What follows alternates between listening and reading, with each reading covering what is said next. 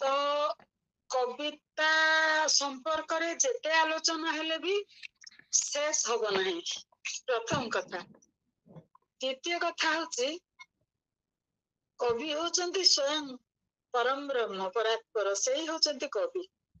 ସେଥିପାଇଁ ଇହ ଜଗତରେ ଯୋଉମାନେ ମହାନ କବି ତାଙ୍କ ବି ଅପର ଈଶ୍ୱର ବୋଲି କୁହାହଉଛି। ତ ସେ କ୍ଷେତ୍ରରେ କବିତାର ଇଣ୍ଟରପ୍ରିଟେସନ ବହୁତ ରକମର ହେଇପାରେ। ଏଇ ରାଜେନ୍ଦ୍ର କିଶୋରଙ୍କୁ ଆମେ ଦେଖିଲୁ, ଏ ଲୋକ ଆଧୁନିକ ଲୋକ, ଏ ଲୋକ ବିଂଶ ଶତକର ଆଶୀର୍ବାଦରୁ ଜନ୍ମିତ, ଶିକ୍ଷା ଦୀକ୍ଷା ସବୁଥିରେ ଅଗ୍ରଗାମୀ। ତାଙ୍କର କବିତାରେ କିନ୍ତୁ ଆମର ଯୋଉ ପାରମ୍ପରିକତା, ଏ ପାରମ୍ପରିକ କବି ନୁହନ୍ତି, ଜମାରୁ ନୁହନ୍ତି। ନା ଛନ୍ଦରେ, ନା ବକ୍ତବ୍ୟରେ, ନା ଗଠନ କଳାରେ, ନା ଶବ୍ଦ ବିନ୍ୟାସରେ ନୁହନ୍ତି, କିନ୍ତୁ ପାରମ୍ପରିକତାକୁ ଏଇ ଲୋକ ଅତିକ୍ରମ କରିନାହାନ୍ତି। ଏଇଟା ଗୋଟେ ଗର୍ବର ବିଷୟ। ଯେତେ ବଡ ହଉ, ଜଣେ ଯେଡେ ବଡ ହଉ, ଯେତେ ଉପରକୁ ଉଠୁ, ଯେତେ ଉପରକୁ ଉଡୁ, କିନ୍ତୁ ତାର ମାଟି ହଉଛି ତାର ପରମ୍ପରା, ତାର ଭାଷା, ସେ ହଉଛି ତାର ସମ୍ପଦ। ଏବଂ ଯେତେ ଉଚ୍ଚକୁ ଉଠୁଥାଉ, ଉଚ୍ଚର ମହତ୍ଵ ସେ ଜାଣିପାରିବ, ଭଲ କଥା, କିନ୍ତୁ ଫେରିଲା ବେଳକୁ ତାକୁ ମାଟିରେ ପାଦ ରଖିବାକୁ ପଡିବ। ରାଜେନ୍ଦ୍ର କିଶୋରଙ୍କର ସେଟା ଗୋଟେ ବଡ ଗୁଣ। ଏ ଲୋକ ଉର୍ଦ୍ଧ୍ୱକୁ ଉଡି ମଧ୍ୟ ମାଟିକୁ ଭୁଲିନି। ମୁଁ କେତେ ଗୁଡା ଜାଗାରେ ଲକ୍ଷ୍ୟ କରିଛି, ତାଙ୍କର କବିତାରେ ଗୋଟେ ସାଧାରଣ ଜୀବନ ମନସ୍କତା ଅଛି, ଯୋଉଟା କି ମୁଁ ଭାବିଥିଲି ଯେ ମୁଁ କହିବି ଗୋଟେ ଦିଟା କବିତା ତାଙ୍କର ଉଦାହରଣ ଭାବରେ, କିନ୍ତୁ ଆଲୋଚନା ଦୀର୍ଘ ହେଇଗଲେ ଶ୍ରୋତା ବୋର ହୋଇଯାନ୍ତି, ଆଉ ବିରକ୍ତିକର ହେଇଯାଏ। ତାପରେ ଅନ୍ୟ ଆଲୋଚକ ଅଛନ୍ତି, ତାଙ୍କ ପାଇଁ ବି ସମୟ ଛାଡିବା ଉଚିତ। ତେଣୁ ମୁଁ ଯୋଉଟା କହିପାରିଲି ନାହିଁ, ମୁଁ ଗୋଟେ କଥା କହିବି, ଏ ଲୋକ ପାରମ୍ପରିକ, ଏ କବି ପାରମ୍ପରିକ କିନ୍ତୁ ଅପାରମ୍ପରିକ। ଏ ପରମ୍ପରାରେ ପାଦ ରଖିଛନ୍ତି ସତ, କିନ୍ତୁ ସେଠି ପୋତି ହେଇନାହାନ୍ତି। ଚିନ୍ତାଧାରା ବହୁତ ବିସ୍ତାର ଲାଭ କରିଛି।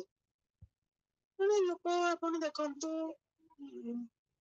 ଆମରି ସମୟର, ଆମରି ସମାଜର, ଆମରି ଭଳି ସାଧାରଣ ଶିକ୍ଷା ପାଇକି ଉପରକୁ ଉଠିକି ଅସାଧାରଣତ୍ଵ ହାସଲ କରିଛନ୍ତି, ବଡ ଚାକିରି ପାଇଛନ୍ତି, କିନ୍ତୁ କବିତାରେ ଲୋକଟା ଡାଉନ ଟୁ ଆର୍ଥ।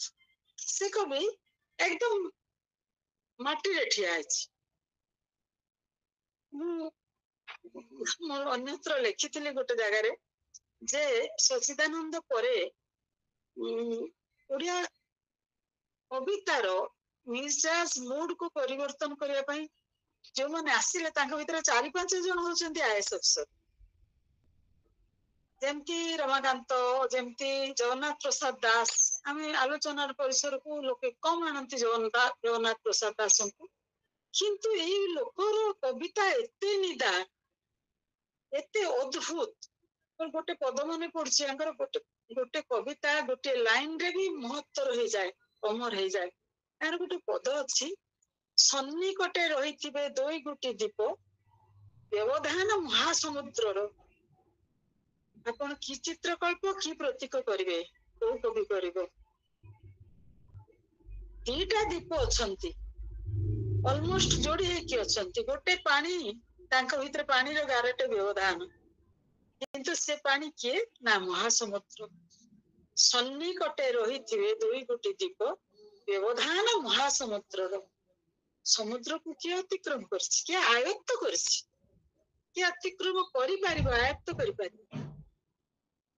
ଆମେ ଗୋଟେ ପରିବାରରେ ଥାଉ, ଏଇ କବିତା ବିସ୍ତାର ଯଦି କରାଯାଏ, ୟାର ଅର୍ଥକୁ ବିଶାଳ ହବ। ଆମେ ଗୋଟେ ପରିବାରରେ ହେଇପାରୁ, ଆମର ମନ ଅଲଗା ଅଲଗା।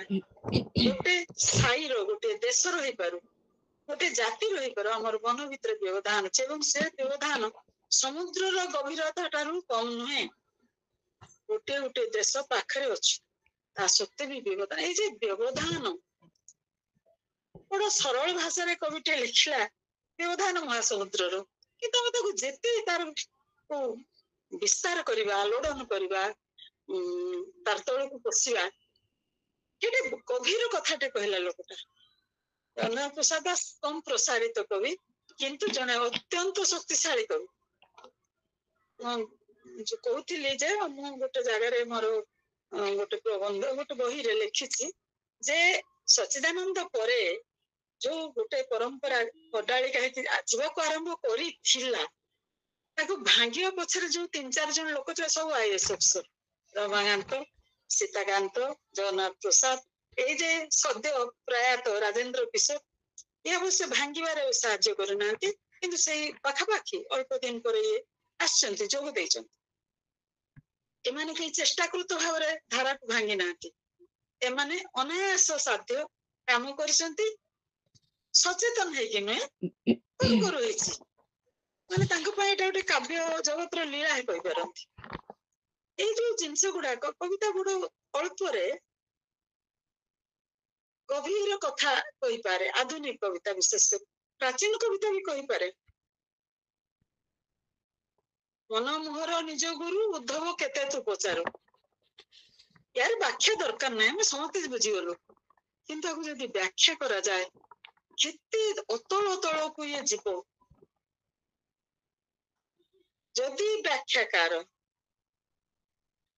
ଯଦି ସମାଲୋଚକ ଓଧା ହେଇଥିବ, ତାର ବୋଧ ଶକ୍ତି ଯଦି ତୀକ୍ଷ୍ଣ, ତୀବ୍ର, ଗଭୀର ହେଇଥିବ, ସେ ୟାକୁ ସହସ୍ର ରକମ ବ୍ୟାଖ୍ୟା କରିପାରେ। କବି ବଞ୍ଚେନି,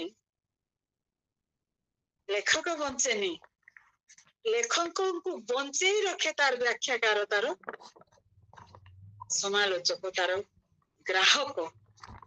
ଯେଡେ କବି ହଉ, ଯଦି ମଲ୍ଲିନାଥ ନାହିଁ, ଶ୍ରୀଧର ନାହିଁ, ତାକୁ କିଏ ସହଜରେ ବୁଝିବ?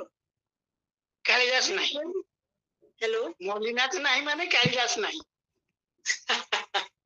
ଅଫକୋର୍ସ, ଠିକ। ତ ସେପରି କ୍ଷେତ୍ରରେ ମୁଁ ବହୁତ ଖୁସି, ଢେର ଦିନ ପରେ। ଆଗରୁ ଏମିତି ଗୋଟେ ସନ୍ଧ୍ୟା ଆପଣ ମାନଙ୍କ ସହିତ ନା, ବହୁତ ସନ୍ଧାନ କରିବା ଯୋଗ୍ୟ କଥା। ଈଶ୍ୱରଙ୍କୁ ବୁଝିବାକୁ ହେଲେ ଗୋଟେ ପୁରୁଣା ଇଂରାଜୀ ସେଇଂ ଅଛି, ଡ୍ରିଙ୍କ ଡିପ୍, ସିଙ୍କ ଡିପ୍। ତଳକୁ ଯିବାକୁ ପଡିବ, ଅତଳକୁ ସନ୍ଧାନ କରିବାକୁ ପଡିବ, ଅତଳରେ ପହଞ୍ଚିବାକୁ ପଡିବ। ତ କବିତା ସେଇ ରକମ ବାହାରୁ ଦିଶେନି, ଇଏ ଅଧେ ଉଭା ଅଧେ ପୋତା। ତ ଏଇ ଅଧେ ଉଭା ଅଧେ ପୋତାକୁ ଉଦ୍ଘାଟନ କରିବାକୁ ହେଲେ ସମଧର୍ମା ହେବାକୁ ହବ। ଉପନ୍ୟାସ ବୁଝି ହବ। ଆପଣ ମତେ ପଚାରନ୍ତୁ, କାହ୍ନୁ ମହାନ୍ତିଙ୍କୁ ପଚାରନ୍ତୁ, ବିଭୂତି ପଟ୍ଟନାୟକଙ୍କୁ ପଚାରନ୍ତୁ, ସମକାଳିକ 5-7 ଜଣଙ୍କୁ ପଚାରନ୍ତୁ, ଅଳ୍ପ ବହୁତ ଆମେ କହିଦେବା ଏମାନେ ୟାଙ୍କ ବ୍ୟବଧାନ କଣ। କିନ୍ତୁ କବିତାର ବ୍ୟବଧାନ ହଉଛି ଏକା ସମୟରେ, ଏକା ଘରେ, ଏକା ପୃଥିବୀରେ ବସି ଲେଖୁଥିବା ଲୋକ ଭିତରେ ମହାସମୁଦ୍ରର ବ୍ୟବଧାନ। ସେଥିପାଇଁ ଆପଣମାନଙ୍କ ଆଗରେ ସେଇ ଲାଇନ ଖଣ୍ଡିକ ରଖିଲି, ସନ୍ନିକଟରେ ରହିଥିବେ 2 ଗୋଟି ଧୂପ, ବ୍ୟବଧାନ ମହାସମୁଦ୍ର। କବିତା ବୋଝା ବୁଝିବା ପାଇଁ ଯେଉଁ ବୋଧ ଶକ୍ତି ଦରକାର, ଯେଉଁ ଗଭୀରତା ଦରକାର, ଯେଉଁ ଅନ୍ତରଙ୍ଗତା, ସର୍ବୋପରି ଅନ୍ତରଙ୍ଗତା ଦରକାର, ସେଟା ଯଦି ନାହିଁ, ଆପଣ ଯଦି ତାକୁ ବୁଝିବା ପାଇଁ ମନ ଚୈତନ୍ୟ ଦେଇକି ନ ଚାହିଁଛନ୍ତି, ଆଧୁନିକ କବିତା ବୁଝା ହବ। ଭାଗବତ ବୁଝି ହବ, ଚେଷ୍ଟା କଲେ ଭାଗବତ ବୁଝି ହବ, ପୁରାଣ ବୁଝି ହବ, କିନ୍ତୁ ସଚରାଚର ବୁଝି ହବନି, ରମାକାନ୍ତ ବୁଝି ହବନି, ଆମର ଆଜି ଯିଏ ଆଲୋଚ୍ୟ କବି ତାଙ୍କୁ ବି ବୁଝି ହବନି। ବୁଝିବା ପାଇଁ ସମବେଦନା, ସହମନତା ଏବଂ ଏକାଗ୍ରତା ଆବଶ୍ୟକ। ଭଲ କରି କହିବାକୁ ହେଲେ, ମୋ ପରବର୍ତ୍ତୀ ବକ୍ତା ତରୁଣ ହେଲେ ହେଁ, ମୋ ଠାରୁ କନିଷ୍ଠ ହେଲେ, ବହୁତ ସୁନ୍ଦର କରି ବୁଝେଇକି କହିଲେ, ମୁଁ ମନ ଦେଇ ଶୁଣୁଥିଲି, ମତେ ଭଲ ଲାଗିଲା। ଆପଣ ମାନେ ଏମିତି ଗୋଟେ ଆୟୋଜନ କରିଛନ୍ତି ଯୋଉଠି ଆମର ଆଦାନ ପ୍ରଦାନର ସୁବିଧା ରହିଛି। ଆମ ଛାତ୍ରଛାତ୍ରୀ ଶୁଣୁଛନ୍ତି, ସେମାନେ ଚାହିଁଲେ ତାଙ୍କର ମତାମତ ଆମ ସାଙ୍ଗରେ ସେୟାର କରିପାରିବେ।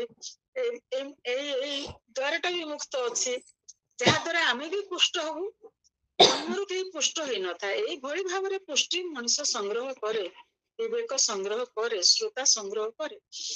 ତେଣୁ ଆଜି ଯୋଉ ଆଲୋଚନା ହେଲା କବିତାକୁ ନେଇକି, କବିତା ଗୋଟେ ଗୂଢ ଜିନିଷ ଏବଂ ତାକୁ ନେଇକି ଆଲୋଚନା ବଡ ଜଟିଳ ଆଖ୍ୟାନ କହିବି ନା ଉପାଖ୍ୟାନ କହିବି ଭାରି ଜଟିଳ ଏବଂ ସେ ବିଷୟକୁ ମୋ ଠାରୁ ଆହୁରି ଭଲ ଭାବରେ ବୁଝିଥିବା ମୋର ପରବର୍ତ୍ତୀ ବକ୍ତା ବହୁତ ସୁନ୍ଦର କି କହିଲେ ବହୁତ ଖୋଲିକି କହିଲେ ଆଉ ମତେ ଭଲ ଲାଗିଲା ଯେ ଖରାପ ଭାବିବେନି ଆପଣ ମାନେ ଅଧ୍ୟାତ୍ମ